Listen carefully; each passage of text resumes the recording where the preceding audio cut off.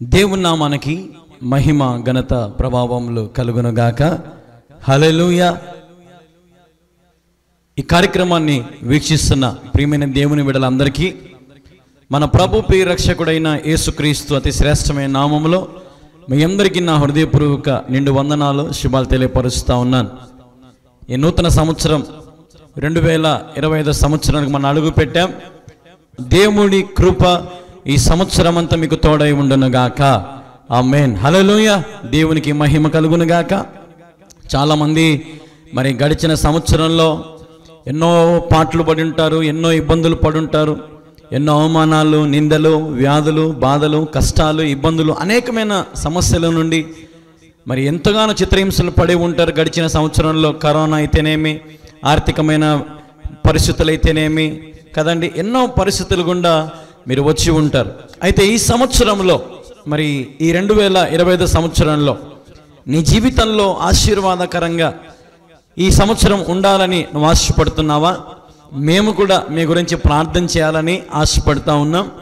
Screen మీద కనపడుతున్న మా నెంబర్కి మీరు ఫోన్ చేస్తే తప్పకుండా మీ పేర్లు రాసుకొని ప్రభు సన్నిధిలో నేను ప్రతిరోజు రాత్రి ఉపవాసం ఉండి 2 అయినా 3 అయినా 4 అయినా అందరి కొరకు మరి ప్రార్థన చేసిన తర్వాతే నేను నిద్రపోతూ ఉన్నాను. అనుదినం ఇది నా క్రమంగా నేను మార్చుకొని మరి అందరి కొరకు ప్రార్థన చేస్తూనే ఉన్నాను. దాదాపుగా మరి సంవత్సరం నుండి మరి టీవీ ఛానళ్ళలో మరి నా ప్రసంగాలు వీక్షిస్తున్నారు, చాలా దీవించబడుతున్నారు, ఆశీర్వదించబడుతున్నారు మీరందరూ కూడా. కాబట్టి మీ కొరకు మరి నేను కూడా ప్రార్థన చేస్తూనే ఉన్నాను. ఈ నూతన సంవత్సరం, ఈ 2025 సంవత్సరం మీ జీవితంలో బహు ఆశీర్వాదకరముగా ఉండునట్లుగా, బహు మేలుకరంగా ఉండునట్లుగా, బహు సంతోషకరముగా మీ జీవితంలో ఉండునట్లుగా మరి నేను కూడా ప్రార్థన చేయడానికి ఆశపడుతూ ఉన్నాను. ప్రియమైన దేవుని బిడ్డలారా,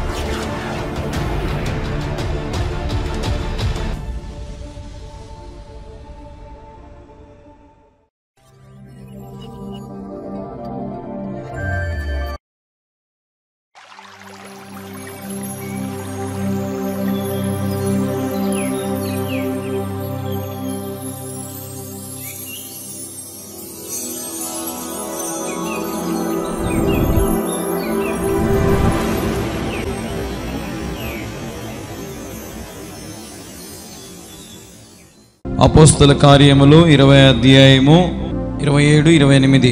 దేవుని సంకల్పం అంతయు మీకు తెలుపకుండా నేనేమీ దాచుకొనలేదు. దేవుడు తన స్వరక్తమిచ్చి సంపాదించిన తన సంఘమును కాయుటకు పరిశుద్ధాత్మ మిమ్మును దేనియందు అధ్యక్షులుగా ఉంచెనో ఆ యావత్తు మందును గూర్చి మీ మటుకు మిమ్మును గూర్చి జాగ్రత్తగా ఉండుడి. హల్లెలూయా. మనం గమనించినటువంటి ఈ వచనాన్ని మనం గమనించినట్లయితే, దేవుని సంకల్పం అంతయు మీకు తెలపకుండా నేనేమీ దాచుకొనలేదు. దేవుడు తన స్వరక్తం ఇచ్చి సంపాదించిన తన సంఘమును కాయుటకు పరిశుద్ధాత్మ మిమ్మును దేనియందు అధ్యక్షులుగా ఉంచెనో ఆ యావత్తు మందను గూర్చి మీ మటుకు మిమ్మును గూర్చి జాగ్రత్తగా ఉండుడి. ఎందుకు జాగ్రత్తగా ఉండమంటున్నాడు? తర్వాత వచనం, నేను వెళ్ళిపోయిన తర్వాత క్రూరమైన తోడేలు మీలో ప్రవేశించునని నాకు తెలియను. వారు మందను కనికరింపరు మరియు శిష్యులను తమ వెంట ఈడ్చుకొని పోవలనని వంకర మాటలో పలుకు మనుషులు మీలోను బయలుదేరుదురు. కావున నేను 3 సంవత్సరముల రాత్రింబగలు కన్నీళ్లు విడుచుచు ప్రతి మనుషునికి మానక బుద్ధి చెప్పితుందని మీరు జ్ఞాపకము చేసుకొని మేలుకువగా ఉండుడి. హల్లెలూయా. ఎలాగ ఉండాలంట? మొదటిది జాగ్రత్తగా ఉండాలి. రెండవది ఎలా ఉండాలంట? మేలుకువగా ఉండాలంట. హల్లెలూయా. ఇప్పుడు ఈ చదివినటువంటి భాగాన్ని మనం గమనించినట్లయితే ఇక్కడ దేవుడు సంఘముకు కొన్ని జాగ్రత్తలు తెలియపరుస్తూ ఉన్నాడు. ఎవరికి? సంఘముకు. సంఘం అంటే ఎవరు? మనమే. మనమందరం కూడా ఇప్పుడు ఎవరము? దేవుని దృష్టిలో సంఘం. సంఘానికి దేవుడు కొన్ని జాగ్రత్తలు తెలియపరుస్తున్నాడు. ఏం జాగ్రత్తలు అంటే, మీరు నా స్వరక్తం ఇచ్చి సంపాదించి కొనినబడినటువంటి వారు. కొనుక్కున్నాడు దేవుడు మిమ్మల్ని. ఎలా కొన్నాడు దేవుడు మిమ్మల్ని? తన స్వరక్తం ఇచ్చి మిమ్మల్ని ఆయన కొన్నాడు. ఎందుకు కొన్నాడు ఆయన? దేనికోసం కొన్నాడు? అన్ని చిత్రహింసలు పడింది. ఎందుకు పడ్డాడు ఆయన? ఎవరి కోసం పడ్డాడు ఆయన? మన కోసమే. ఎందుకు మన కోసం అంటే, మనము తల్లి గర్భములో నుంచి ఎట్లా పుడుతున్నాం? మనము పాపముతో జన్మిస్తున్నాం. కానీ దేవుడు ఎందుకు రక్తాన్ని చిందించాడంటే, మనుష్యుని మీద ప్రతి పాపమును కొట్టివేయబడ్డానికి. హల్లెలూయా. ఎందుకంటే దేవుడు రక్తం ఇచ్చింది ప్రతి పాపమును ఆయన కొట్టివేసేదానికి. హల్లెలూయా. పాత నిబంధన కాలంలో అయితే పాపాలు పోవాలంటే వాళ్ళు ఏం చేసేవాళ్ళంటే, పాత నిబంధన కాలంలో తేట గొర్రె పిల్లలను తెచ్చి, లేదంటే దూడలను తెచ్చి, లేదంటే ఏదో ఒకటి దేవునికి ఏం చేసేవాళ్ళంటే వారు బలులు సమర్పించేవారు, ఆ పాపాలు పోతాయని కదా. కానీ కొత్త నిబంధన కాలంలో కంటే ఈ మత్తయి నుంచి ప్రకటన వరకు మనం గమనిస్తే ఇది కొత్త నిబంధన. ఈ కొత్త నిబంధనలో మనం గమనించినట్లయితే ఇక్కడ మనకు బలులు కనపడవు. బలులు కనపడవు. ఎవరు కనపడుతున్నారు ఇక్కడ మనకు? మొత్తము యేసుక్రీస్తు ప్రభు కనపడుతున్నాడు. యేసుక్రీస్తు ప్రభువే ఈ లోకానికి ఒక తేట గొర్రె పిల్ల వలె వచ్చాడు ఆయన. హల్లెలూయా. ఎలాగొచ్చాడు ఆయన? ఒక తేట గొర్రె పిల్ల వలె, నిష్కలంకమైనటువంటి మనసు గలవాడు, ఏ పాపము లేనివాడు, పుట్టుకలో పాపము లేనివాడు, ఆలోచనలో పాపము లేనివాడు, కొంచెమైనను తలంపులో, క్రియల్లో, ప్రవర్తనలో ఎటు చూసినా కొంచెమైనను పాపము లేనటువంటి వాడు యేసుక్రీస్తు ప్రభు. యేసుక్రీస్తు ప్రభు వారు ఈ లోకానికి ఎందుకు వచ్చారంటే, నిన్ను సంపాదించుకోవడానికి. హల్లెలూయా. మనం ఎందుకు వచ్చినాం ఈ లోకానికంటే? డబ్బు సంపాదించుకోనికి కదూ. మనం ఎందుకు వచ్చాం ఈ లోకానికంటే? ఆస్తి సంపాదించుకోవడానికి కదూ. మనం ఎందుకు వచ్చాం ఈ లోకానికంటే? పిల్లలను సంపాదించుకోవడానికి కదూ. మనం ఎందుకు వచ్చాం ఈ లోకానికంటే? కులము, మతము, జాతి, వర్ణము, భేదము, నా కులం గొప్పది, నా మతం గొప్పది, నా డబ్బు గొప్ప, నా వాడు గొప్పవాడు, నా వంశం గొప్పది, నా బలం గొప్పది అని వచ్చాం కదూ. కదండి. ఈరోజు లోకానికి ఎందుకు వచ్చాం మనం అంటే, లోకంలో ఉన్న వాటి కొరకు ఆశపడుతున్నాం. కానీ దేవుడు అంటున్నాడు, నేను మిమ్మల్ని సంపాదించుకున్నాను. హల్లెలూయా. ఇప్పుడు ఉదాహరణకి మీకు ఇంకా బాగా అర్థమవడానికి ఒక మాట చెప్తున్నాను. ఈ మైకు అంగడిలో ఉండేంత వరకు అది అంగడి ఉంది, అది షాప్ ఉంది. ఈ మైకు ఎప్పుడైతే నేను దీనికి డబ్బులు పెట్టి కొన్నానో, ఇప్పుడు ఈ మైక్ ఎవరిది? మనదే. కానీ ఇప్పుడు అంగడిలోకి వచ్చి, ఏమయ్యా మైకు తయారు చేసింది నేను, దానికి పైన అన్ని బిగించింది నేను, లోపల దూదులన్నీ పెట్టింది నేను, రిపేర్ చేసింది నేను, వైర్లు తగిలిచ్చింది నేను, అది నాదయ్యా అంటే అవుతుందా? ఏమయ్యా నీకేమైనా మెంటల్ పట్టిందా? ఇదో నాకు బిల్లు కూడా ఉంది, ఇదో నువ్వు నాకు ఆ పొద్దు రాసి సీలేసి ఇచ్చినావు, ఇదిగో ఈ కాగితం, ఇదిగో నేను డబ్బులు పెట్టి కొన్నాను ఈ మైకు, ఇది నాది. నీది ఎట్లయితుంది? నువ్వు నాకు అమ్మినావు. ఇప్పుడు దీని మీద నీకు అర్హత లేదు, దీని మీద నీకు ఎటువంటి ఏది నీకు లేదు, హక్కు నీకు లేదు. అలాగే ఇంతవరకు ఒకవేళ ఎవరైనా రక్షణ మారు మనసు పొందలేదేమో, ఎవరైనా ఇంకా బాప్తిసం పొందలేదేమో, దేవుడు అంటున్నాడు, నేను మిమ్మల్ని సంపాదించుకుంటున్నాను. హల్లెలూయా. ఇక్కడ బాప్తిసం పొందిన బిడ్డలైనా, రక్షణ పొందిన బిడ్డలైనా, మారు మనసు పొందిన బిడ్డలైనా ఎవరైనా సరే, మీరు ఎవరి చేత సంపాదించబడ్డారంటే యేసుక్రీస్తు ద్వారానే. హల్లెలూయా.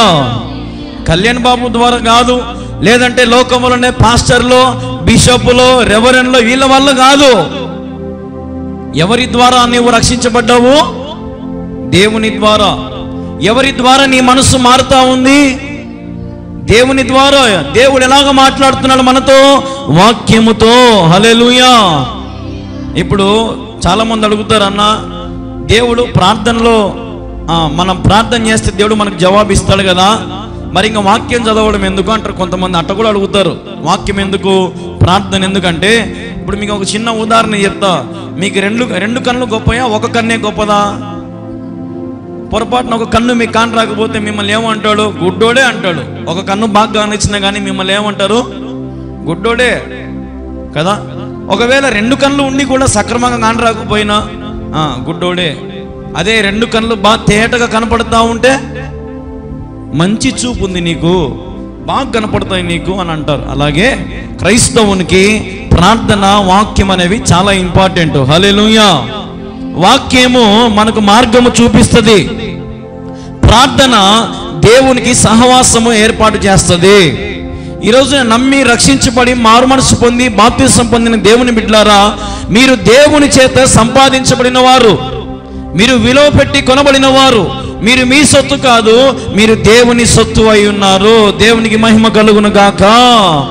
హల్లెలూయా, హల్లెలూయా. కాబట్టి నేను పుట్టింది మా తల్లిదండ్రులకే, కానీ మా తల్లిదండ్రులకి గర్భం ఇచ్చింది ఎవరంటే దేవుడు. ఇది వాస్తవం. అర్థమవుతుంది నేను చెప్పేది. నేను పుట్టింది నా తల్లిదండ్రులకే, కానీ నా తల్లిదండ్రులకు గర్భఫలం ఇచ్చింది ఎవరు? దేవుడు. గర్భఫలం ఎవరిచ్చు బహుమానము?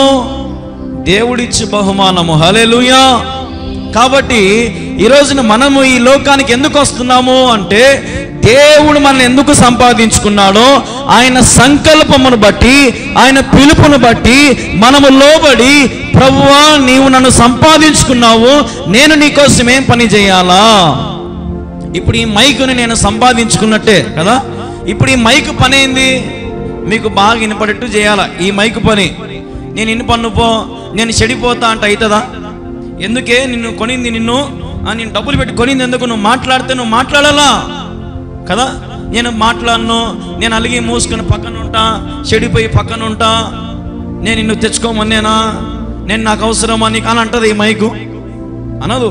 ఇప్పుడు చేతులు ఎంతసేపు పట్టుకునిట్నే ఉంటుంది, ఎంతసేపు పక్కన అట్నే ఉంటుంది.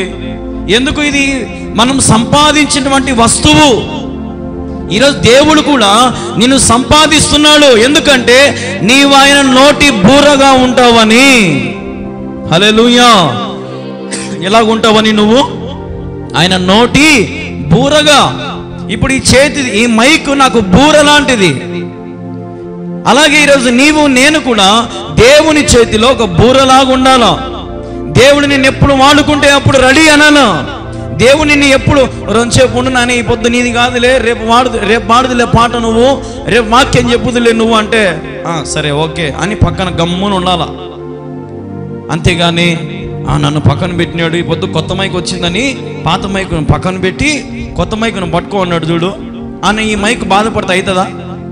అసలు ఈ మైకు కటాంటి ఏమైనా బాధలు ఉంటాయా? ఏముండవు దీన్ని మనం కింద ఇసిరేసి కొట్టినా కానీ అబ్బా అంటదా, అయ్యా అంటదా? ఇది ఏమన్నా ఏమంది? దీనికి నిర్జీవమైనది, దీనికి ప్రాణము లేదు. అలాగే ప్రతి క్రైస్తవుడు కూడా చచ్చిన వాని వలె ఉండాలా. హల్లెలూయా. నీలో గర్వం ఉండకూడదు, నీలో ఈర్ష్య ఉండకూడదు, నీలో పగలు ఉండకూడదు, నీలో ప్రతీకారం ఉండకూడదు, నీలో అసూయ, ఏవి కోపము ఏది కూడా నీలో ఉండకూడదు. నీవు చచ్చిన వాడి వలె ఉండాలా. నీవు దేవుని చేతిలో బూరలాగా ఉండాలా. ఇది క్రైస్తవుని జీవితం.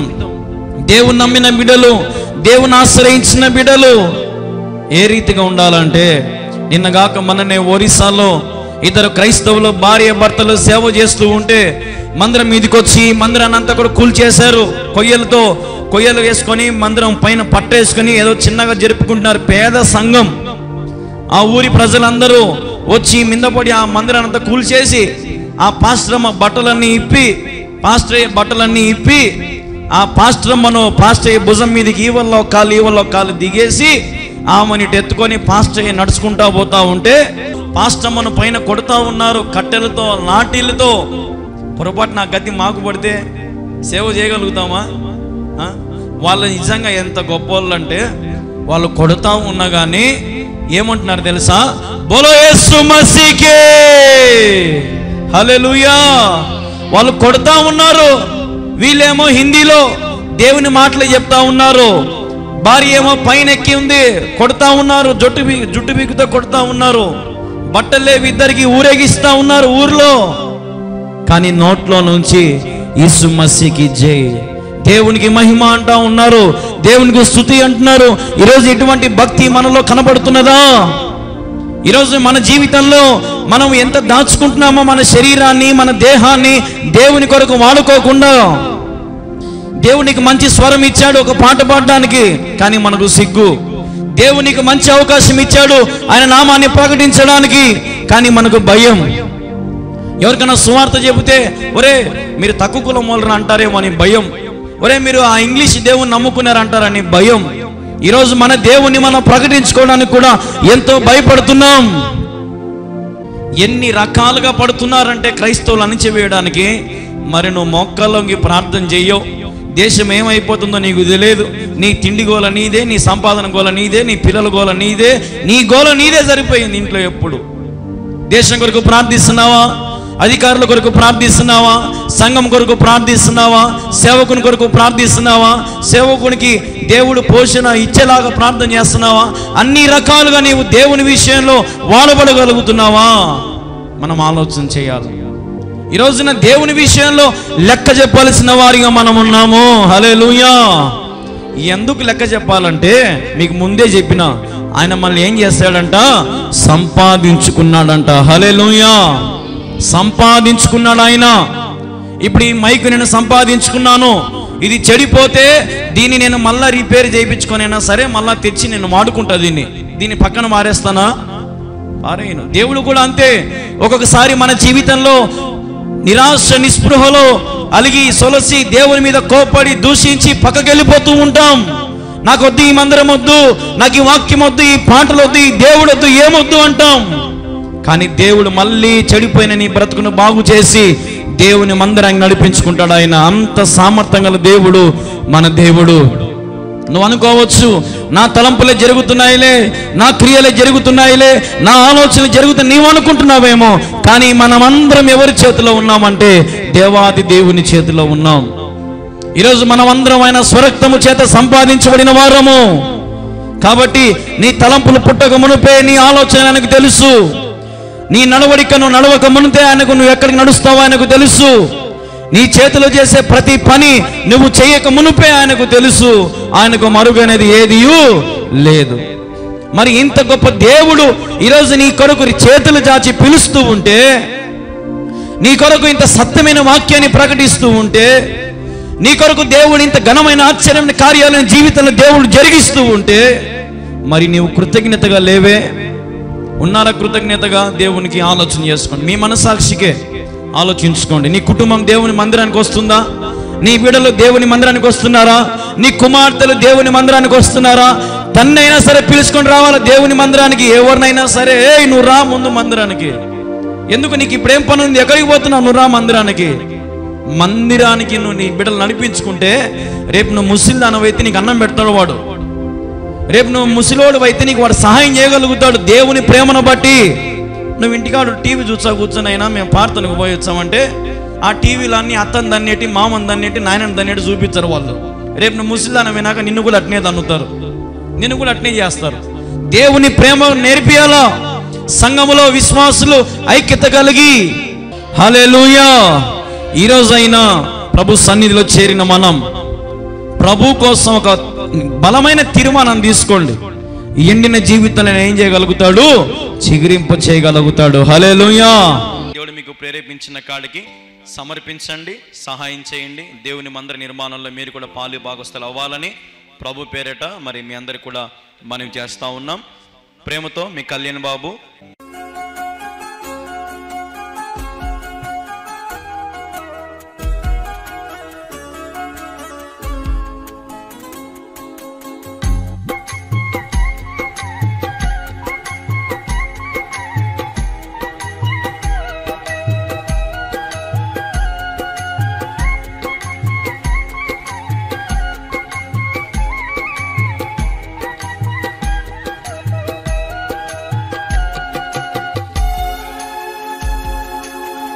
వీడియో వీక్షిస్తున్న దేవుని పిల్లలందరికీ కూడా ఒక గమనిక, దయచేసి గమనించండి. దేవుని మందిర నిర్మాణం జరుగుతూ ఉన్నది. కడప జిల్లా ప్రొద్దుటూరు మండలం కల్లూరు గ్రామంలో దేవుని మందిర నిర్మాణం జరుగుతూ ఉన్నది.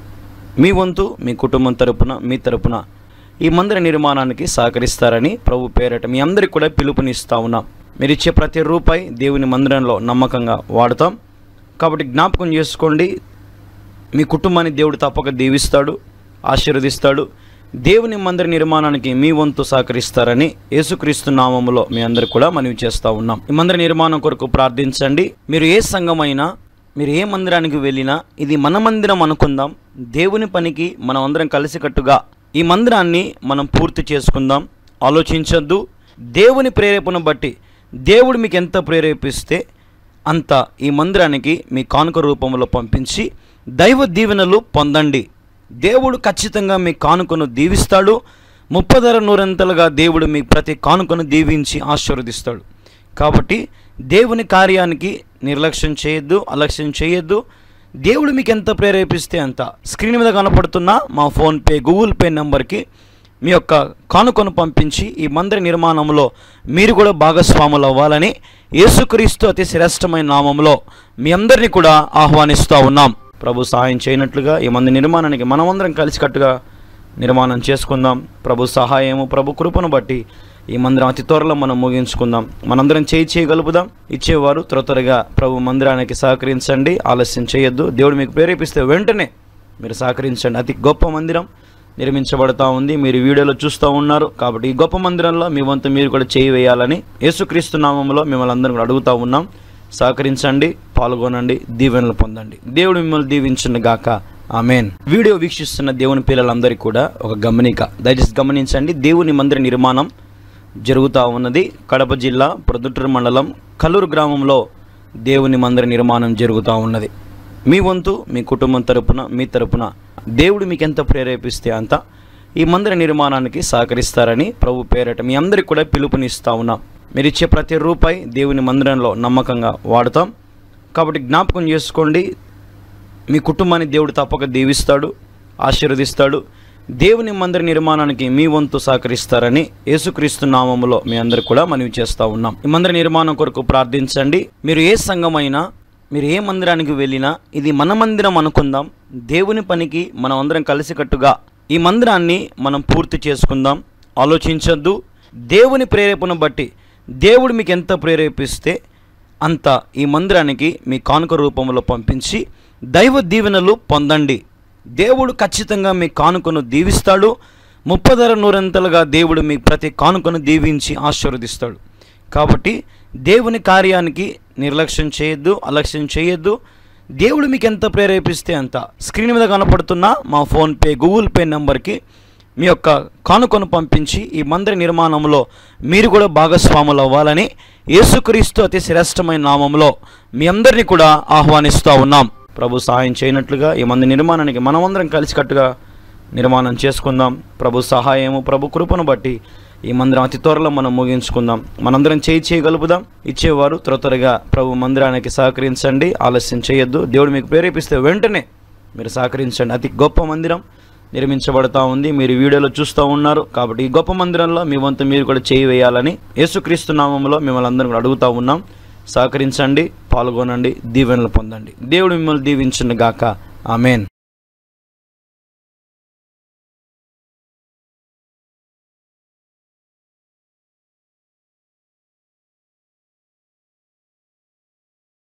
దయచేసి ప్రకటనలు గమనించండి. ఈ కార్యక్రమాలు చూస్తున్న ప్రతి ఒక్కరు దయచేసి ప్రకటనలు గమనించండి. మనం చాలాసార్లు మరి మీకు అందరికీ కూడా తెలియపరిచాము. మందిర నిర్మాణం గురించి, స్లాబ్ విషయం గురించి తెలియపరుస్తూనే వచ్చాం. దాదాపుగా మరి 20 లక్షల రూపాయలు కావాలి అని తెలియపరుస్తూ వచ్చాం. మందిర నిర్మాణము మరి స్లాబ్ పని దాదాపుగా సంవత్సరం పైగా మరి నిలబడిపోయింది. కానీ దేవుని కృపను బట్టి కొంతమంది పంపించినటువంటి కానుకలతో చాలా పనులు జరిగాయండి. మీరు ఎప్పుడైనా సంతోషంగా రండి, వచ్చి చూడొచ్చు, సంతోషంగా దేవుని మందిరంలో మీరు పాల్గొనవచ్చు. అనేక పనులు జరిగాయి, చాలా పనులు జరిగాయి. మందిరంలో బెడ్ వేయాలి, జ్ఞాపకం చేసుకోండి. అలాగే మరి చుట్టూ కాలువలలో పైపులు వేయాలని ఆశపడుతున్నాం, కాబట్టి జ్ఞాపకం చేసుకోండి. మరి కనీసం మరి ఈ ఈస్టర్కైనా మన స్లాబ్ వేయాలని మరి మీరు ప్రార్థనలో పెట్టండి. ఈ కార్యక్రమం చూస్తున్న వారు దయ ఉంచి మరి మీ శ్రేష్టమైన కానుకలను కింద కనపడుతున్న స్కానర్లకి మీరు స్కాన్ చేయండి, మీ కానుకలను అందించండి. దయచేసి ఎవరో చేస్తారనుకోవద్దు, దయచేసి మరి మీరు స్కాన్ చేయండి. స్కాన్ చేసి మీ శ్రేష్టమైన కానుకలను మరి అర్పించండి. మరి మీకు కింద ఫోన్పే, గూగుల్ పే, మరి పేటిఎం యొక్క నెంబర్ కూడా కనపడుతుంది చూడండి. 9390791059 9390791059 అనే నెంబర్కి ఏటూరి గంగమ్మ అని పేరు వస్తుందండి. పాస్టమ్మ గారి పాత పేరు అది.